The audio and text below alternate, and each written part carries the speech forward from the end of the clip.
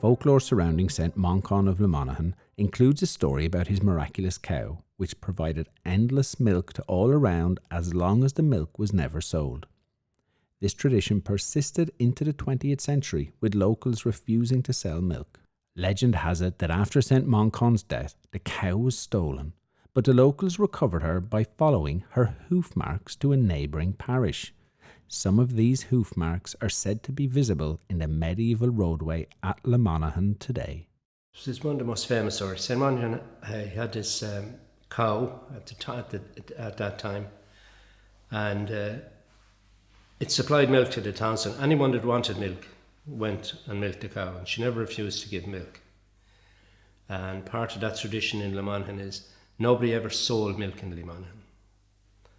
All through the years, there's no dairy farm in Lemanaghan, and nobody has sold milk, and they've kept that tradition all those hundreds of years.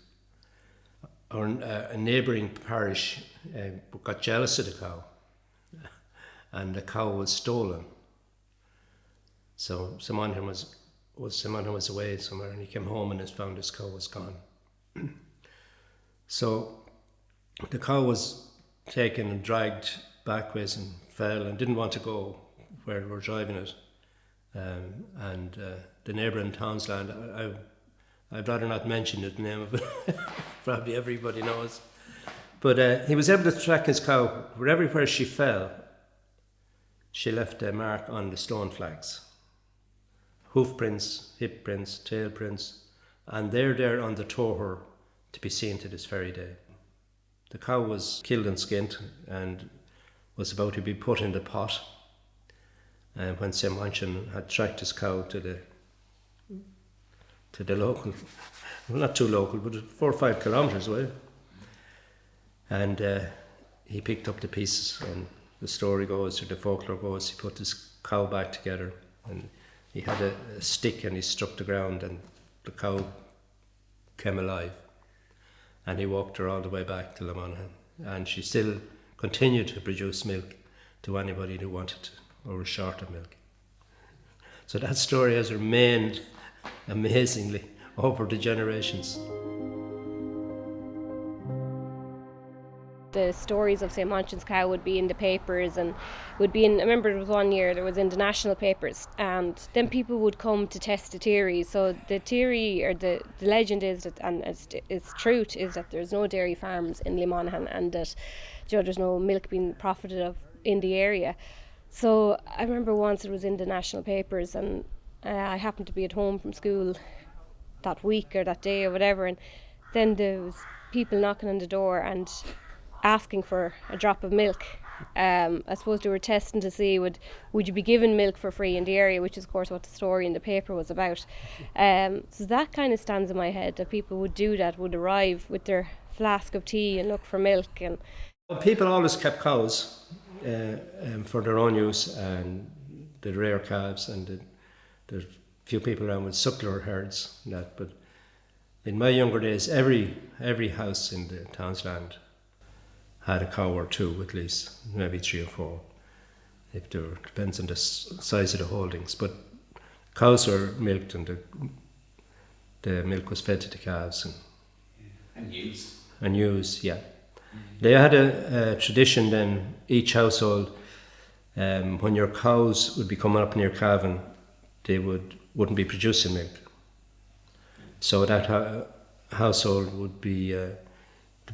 would have no milk for their own use, and they would go to the neighbour and they'd get a jug of milk for the tea and the supper, and that would repeat itself vice versa when the neighbour's cow was dry. But they never charged for it, or they wouldn't take any money for it. It's amazing how it has survived through the centuries, and how the stories have been told down along. Like, you can't sell milk in Lemanaghan. You won't have luck for it. Don't go there. I think the power of that story is that it connects us to a time in Ireland mythology. Like, you hear of Cuchulainn and you hear of St. Bridget's Cloak and you hear of all of these powerful stories. You don't necessarily hear of the small local stories. Like, it's not a very well documented story, but it's so alive in the local area.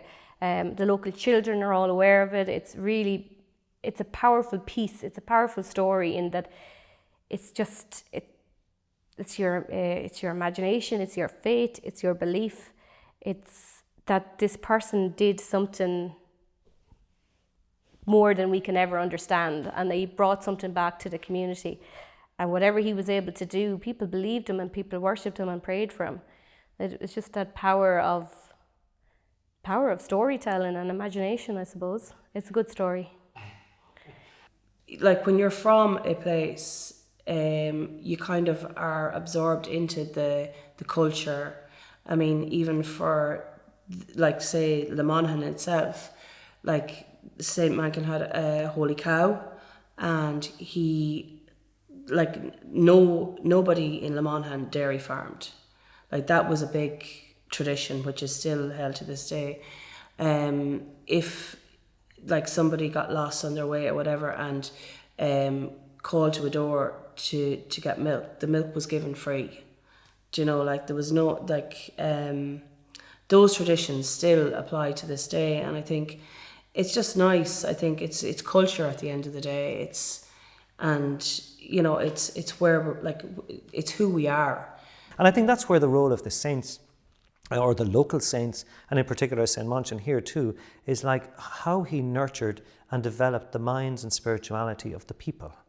You know, he gave them something to appreciate, to value, to live by, to work towards.